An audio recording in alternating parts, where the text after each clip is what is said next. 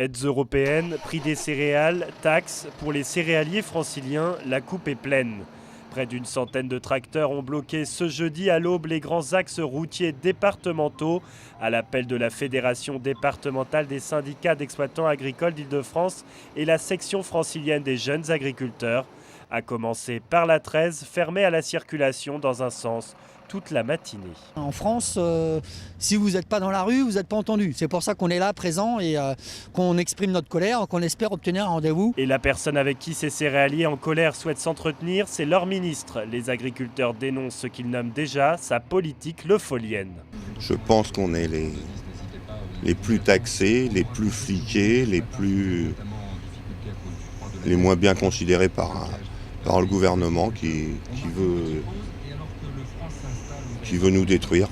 Même ras-le-bol du côté de ce jeune maraîcher Orgevalais. On a trop de charges sur les épaules et si ça continue comme ça, moi-même de mon jeune âge, on ne pourra pas durer dans le temps.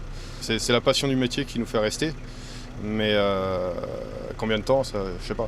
Une colère qui est loin de faire l'unanimité chez les automobilistes bloqués sur ces axes. Il y en a qui sont céréaliers et qui vivent très bien, et tant mieux pour eux. Et vous avez ceux qui élèvent leurs bêtes sans faire de céréales, qui ont d'énormes difficultés. Et eux, pour l'instant, on ne les voit pas ici. Alors, je me pose la question, est-ce que c'est vraiment raisonnable d'emmerder tout le monde ? S'ils peuvent avoir raison, pourquoi pas ? Ça embête tout le monde, mais bon, tant pis. Je comprends pas trop le mouvement et je le soutiens pas. Tout le monde est un peu sur la pression, tout le monde est taxé et tout, donc je pense que c'est un peu normal. Une mobilisation justifiée au même titre que d'autres actions déjà entreprises selon Jean Glatini. Je veux bien que ça gêne la circulation, les gens pour se rendre à leur travail aujourd'hui, mais c'est le seul moyen qu'on a. Et quand on voit nos confrères qui sont à la SNCF qui, lorsqu'ils font grève, laissent tout le monde sur le quai, c'est guère mieux. On essaye de prendre l'autoroute, on va être escorté et on reste sur une file. 9h, les CRS autorisent le convoi à emprunter la 13. C'est aux abords de la sortie 7, vers 11h, que la manifestation se termine.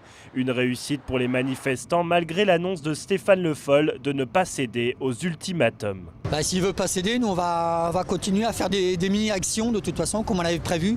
On s'attendait un peu à sa réaction, mais du coup, nous on va pas, si c'est ça, on va pas lâcher non plus un centimètre.